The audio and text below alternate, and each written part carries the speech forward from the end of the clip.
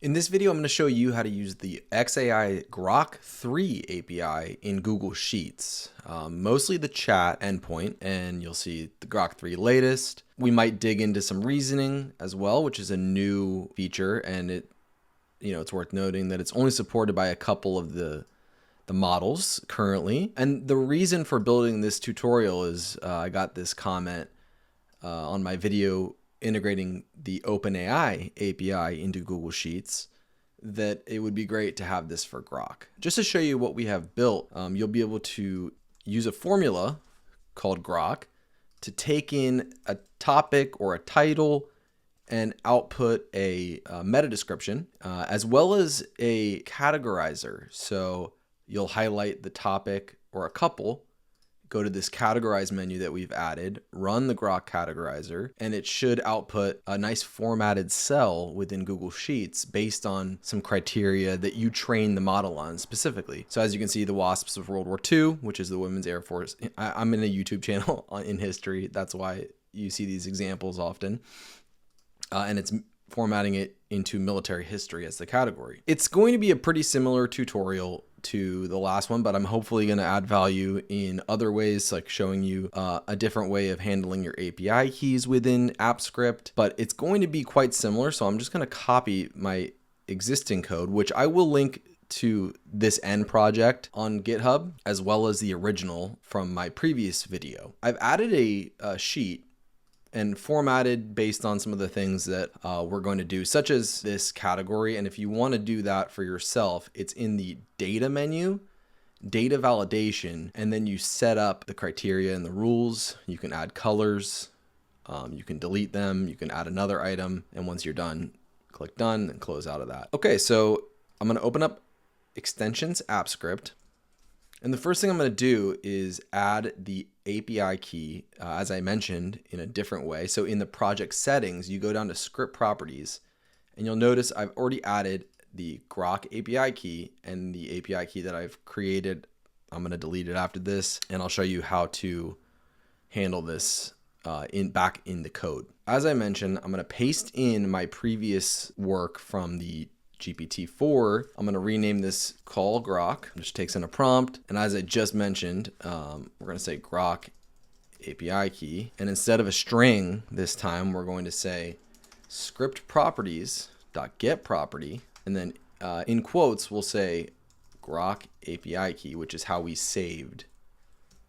I think that was lowercase. I'm going to lowercase it here. It doesn't really matter the const's name, but just for consistency, I'm going to remove some unnecessary code here. You'll find it strikingly similar from the OpenAI to Grok. So really V1 chat completions, that's all the same, but we will say x.ai. That's literally the only difference in the endpoint. The payload, we'll say the model will be Grok 3 latest for this one, and the messages system user.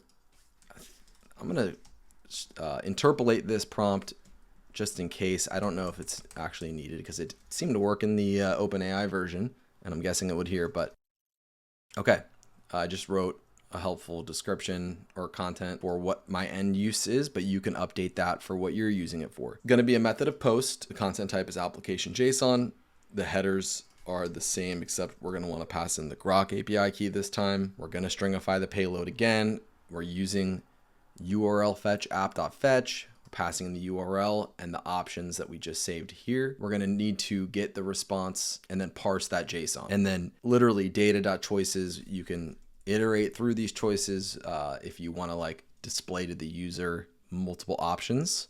That's one way of doing it. .message.content is the same from the APIs at OpenAI and Grok. This is the formula. So if you write equal Grok in Google Sheets, this is how that works. You can pass in multiple parameters, but let's just say we know what we want the prompt to be. And so I'll say let prompt equal, and I'll comment that out.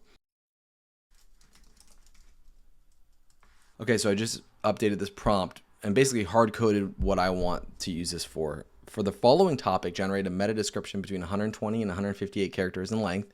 That's the average meta description length. Only providing the meta description, no other values or context. Oftentimes these LLMs will provide more context, bullet points about what they're writing, maybe some hype, like, hey, great idea getting a meta description for your SEO content. I'm just going to try to limit that. And then instead of call GPT-4, we'll call Grok. So we're going to pass the prompt into really the API endpoint. Here, I'm going to Command S to save that. And now if I come over here, I should be able to say equal Grok and then pass in the value. So that's loading and it seems to be working. You can then drag this down to multiple values and it should be updating. But you'll notice like explore, like fine tuning here is going to be important. And then another issue that I've found is if you were to come back here after you reopen the sheet, it's going to recall the API. So that could cost money. It will cost money if you're hitting the endpoint multiple times. So what I would do is Command copy all the text and then Command Shift V to paste in the values hard coded so that you don't rerun that formula. There is another way to manage that, and I'm going to show you how to do that. So below all of that, I'm going to say function get topics because I want to get the topics from the spreadsheet. So let sheet equal spreadsheet app, get active sheet, get active range, because I'm going to have the user highlight the topics and use that data. Let row equal sheet.getRow because we want to know which row the user's on. This allows you to, if you only select these values, to update only the ones that correspond to the values. Let topics equal sheet.getValues. So that's how you get from the active range. We're going to get those values and we're going to assign it to a topics keyword. And I'm also going to say let responses equal an empty array. And you'll see why in a second. We'll write a for loop for let I, we'll say let t will be cool for the topics. Let t equal 0, t is less than topics.length, t++. We're going to pass that into a function called Grok categorize. We're going to write that in a second. But for the time being, let's just log out topics and then the teeth item of that array. So I'll make sure that get topics is selected. I'm going to select, okay, I have some selected, Command R, review permissions. We're going to connect to an external service. So I trust that. So all right, you'll notice the keywords are coming in within an array itself. That's why we need to say let topics t and then the 0th item of that, which is really the only thing in there. Command R again to run it and test it. And we're getting, so we would then pass this into Grok categorize, uncomment it, and actually I'll just delete this. And we'll say responses.push res, the response from that function, which let's just get started down here. Function Grok categorize. We're going to take in a topic as we just passed in here. And then just to complete this get topics function, we're going to write another for loop and we'll say let R equal 0. R is less than responses.length, R++. And now we're going to add the values into the spreadsheet. So we'll say get range, and for the row, we're going to say row plus R so we can iterate through each. And then we're going to add it to the second column. You could hard code which column to put it in based on where you need that. If you have much more data in the spreadsheet. In my other videos, I've shown ways of doing that. And we'll set the value to equal responses R. And I like to trim. This is kind of important because if the LLM returns something like American history with a space, well, that kind of worked, but it would break the data validation field, which is not great. So we have it's the helper function here to get the topics from the spreadsheet, pass it through to our API, and get a response and add it back into the sheet. So now let's finish the Grok categorize function, and I'm just going to come up here and grab a lot of this from the call Grok. Don't need that. For the payload, in this example, we're going to say Grok 3 mini fast latest. Because if you remember, there's only a few models available to the reasoning, and we're going to need to set a reasoning effort parameter. So let's do that. Is low, because we don't really need it to think that hard, hopefully, on this problem. And so I'm going to update this. So I just said, you are a helpful assistant that can categorize topics into American history, world history. So I actually provided the categories that I want. And I'm actually going to say, I'm going to basically train it on a few examples. So the user says the 16th Amendment. We got to put commas here. The system will say American history.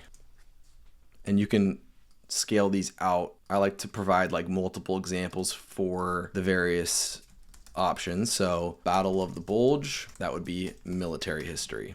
Henry Ford, biography. Finally, you end with the user, which the prompt we're going to pass in. And it's still the same chat completions endpoint, I believe. Yes. So this is helpful for math, which could be interesting for your use case. But finally, I'm going to add an on open, which is something you've definitely seen me write before if you've watched any of my content. And if you haven't, please subscribe and leave a comment. If you have requests like the one I'm taking right now, I'd love for you to drop it in the comments below so I can hopefully help you build it and add value to others. Get topics, which is that helper function, and that really feeds into our main API call. And always remember to add to UI so that the menu actually shows up. Instead of prompt here, we need to put topic, which is what we're passing in. I believe we should be in a good place. So Command S to save that. And let's come over here. So you'll notice the menu's not showing up. Refresh the sheet. It closes out app script, but now you'll see that the categorizer is here. And let's run that Grok categorizer and see if it works. Okay, something broke. Let's see what happened. It said get range is not a thing. So we actually need to get the active sheet here. So I'm just gonna copy and paste that in. Command S to save that. So now when we go to categorize, run Grok categorizer, it should work.